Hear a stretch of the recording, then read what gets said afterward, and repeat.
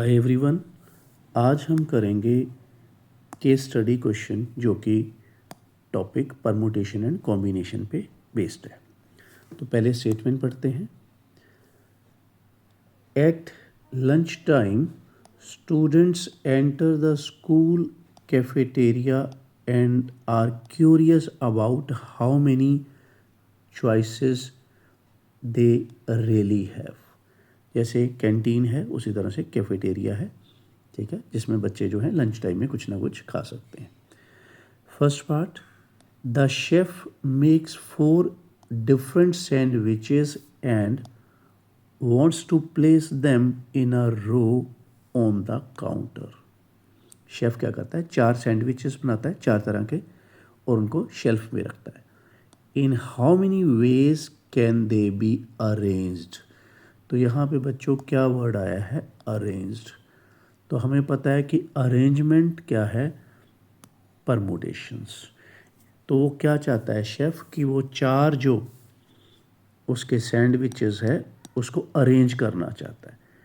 तो 4 सैंडविचेस को अगर अरेंज करना है तो उसके लिए 4 जगह चाहिए, तो वो लगाएगा 4p4। 4p4 को अगर मैं फॉर्मूला लगाऊं तो ये है 4 फैक्टोरियल अपॉन 4 माइनस 4 का फैक्टोरियल, ये आ गया। 4 फैक्टोरियल को हम ओपन करेंगे, ये बन गया। 0 का फैक्टोरियल क्या होता है बच्चों, 1। तो ये हमारा बन गया 24, ठीक है। तो पहले पार्ट का हमारा जो आंसर बन चुका है 24। तो 24 तरीके से वो शेफ़ जो है सैंडविचेस को अरेंज कर सकता है। चलिए अब आते हैं सेकेंड पार्ट पे। Out of 4 sandwiches veg cheese and paneer tikka are everyone's favourite. Students, यहाँ पे फुल स्टॉप है।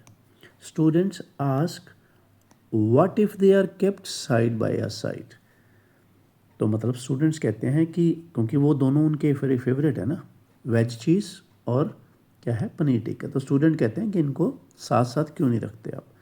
आगे, इन how many ways can the sandwiches be arranged now. In how many ways can the sandwiches be arranged now. तो अब क्या करना है, अब टास्क क्या मिली है कि वेज चीज़ और पनीर टिक्का जो है उनको साथ साथ रखना है। तो पहले हमारे पास क्या थे, 4 सैंडविचेस। तो मैं यहाँ पे देखिए ये 4 ब्लैंक्स मैंने लगा ली। अब करना क्या है, स्टूडेंट्स के अकॉर्डिंग वो चाहते हैं कि वेज चीज़, ठीक है, यहाँ पे लिख लेता हूँ मैं VC मतलब वेज चीज़, ठीक है, और मैं पनीर टिक्का को लिख लेता हूँ PT। तो वो क्या चाहते हैं कि इनको इकट्ठा रखा जाए। तो जिस चीज़ को हम इकट्ठा रखना चाहते हैं परमुटेशन में उसको कैसे करते हैं, उसको एक बार ऐसे बांध लेते हैं, उसको एक पार्सल बना लेते हैं और उसको फिर एक ही काउंट करते हैं। जैसे अब मैं काउंट करूं तो मैं कहूँगा कि मेरे पास एक चीज़ है, 2 चीज़ है और तीसरा जिसको मैंने इकट्ठा किया वो 3 चीज़ें होगी हमारी, ठीक है। अब 3 चीज़ों को बिठाने के लिए, अरेंज करने के लिए क्या करना पड़ेगा, 3p3। ये हो गया पहला स्टेप। अब ये जो वेज चीज़ और पनीर टिक्का है ये इकट्ठे रखने हैं, तो इनकी जगह आपस में तो बच्चों चेंज हो ही सकती है, ठीक है ना। तो अगर ये आपस में जगह चेंज करेंगे वो कितने तरीके से करेंगे, 2p2। तो इस तरह से टोटल वेज हमारे बन गए 3p3 इंटू 2p2। अब हम करते हैं कैलकुलेशन। यहाँ पे 2 फैक्टोरियल, यहाँ पे 2 माइनस 2 फैक्टोरियल, ऊपर आ गया 3 फैक्टोरियल, नीचे 0 फैक्टोरियल, यहाँ पे 2 फैक्टोरियल 0 फैक्टोरियल। 3 फैक्टोरियल क्या है, 3 इंटू 2 इंटू 1। 0 फैक्टोरियल की वैल्यू क्या है, 1। उसी तरह से 2 फैक्टोरियल, ये हो गया। अब मल्टीप्लाई करें तो ये बन गया बच्चों 3 इंटू 2 इंटू 2 मतलब 12। तो सेकेंड पार्ट का हमारा आंसर बना है 12। ये हमारा डन हो चुका है। अब आते हैं नेक्स्ट स्टेटमेंट पे। देयर आर 6 डिशेस, कौन कौन सी, pizza, pasta, noodles, burgers, salad and fries. A student can pick 3 dishes for a plate. Student क्या कर सकता है, कोई भी 3 अपनी प्लेट में रख सकता है। इन how many ways can the plate be made. अब इस पार्ट में क्या है, अब स्टूडेंट ने 3 चीज़ें उठानी है, मतलब सिलेक्ट करनी है कि इन 6 में से कौन सी 3 चीज़ें वो खाना चाहता है, तो वो अपनी प्लेट में रखेगा। इसमें कोई अरेंजमेंट कुछ नहीं है बच्चों, ठीक है, सिर्फ सिलेक्शन है, ठीक है। कहीं नहीं लिखा कि उसने चीज़ों को अरेंज करना है, सिर्फ क्या करना है, सिलेक्ट करना है।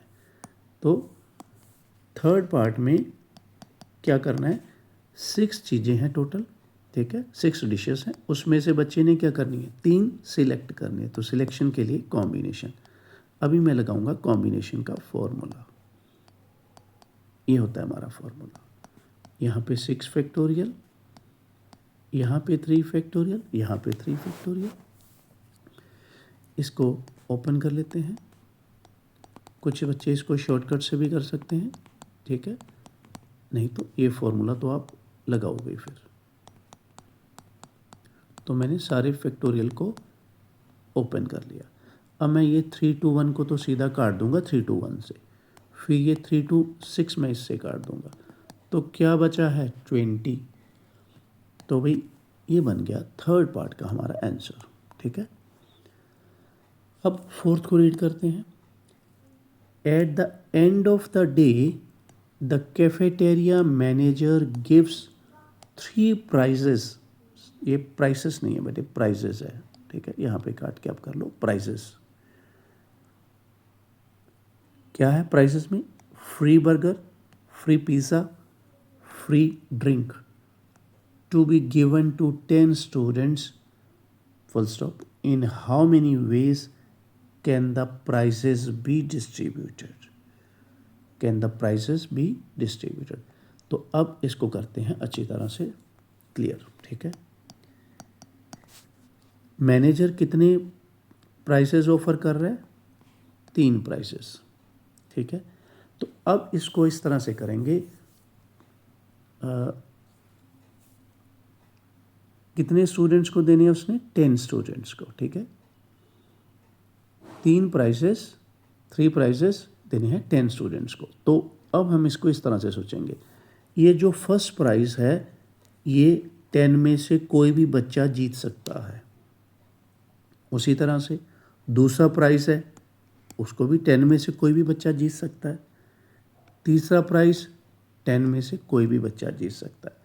तो अब टोटल कितने तरीके हो गए, तो 1000 तरीक़ों से 3 प्राइजेस जो हैं वो डिस्ट्रीब्यूट किए जा सकते हैं। ये मैंने क्या लगाया, ये मैंने लगाया है फंडामेंटल प्रिंसिपल ऑफ मल्टीप्लिकेशन, ठीक है, फंडामेंटल प्रिंसिपल ऑफ मल्टीप्लिकेशन। अब इसमें देखा जाए तो क्या है कि एक बच्चा हो सकता है, कोई एक बच्चा तीनों प्राइजेस ही ले जाए। जैसे यहाँ पे देखो मैंने लिखा है 10 में से कोई भी लेके जा सकता है। मान लो कोई बच्चा है, मान लो राम है, तो राम ये प्राइज़ भी जीत सकता है, ये भी जीत सकता है, ये भी जीत सकता है। इसका मतलब क्या हो सकता है कि ज़रूरी नहीं है कि भी एक बच्चे को एक ही प्राइज़ देना है, हो सकता है एक बच्चा तीनों प्राइज़ का दावेदार हो जाए, ठीक है। तो इस तरह से आपने काउंट करना है कि पहली चीज़ के लिए 10 दावेदार हैं, दूसरी चीज़ भी 10 में से कोई भी बच्चा जीत सकता है, तीसरी को भी 10 में से कोई भी जीत सकता है। तो इसलिए टोटल क्या हो गया, according to fundamental principle of multiplication answer हमारा बनेगा 1000। तो अब इसकी जो है PDF बेटे आप डाउनलोड कर लेना, अपने नोट्स में लिख लेना उसको, स्टेटमेंट को और सोल्यूशन को अच्छी तरह से, मैं उसमें डिस्क्रिप्शन बॉक्स में डाल दूँगा, ठीक है। Thank you very much for watching, और फिर मिलते हैं आगे नई केस स्टडी के साथ। Thank you and have a nice day.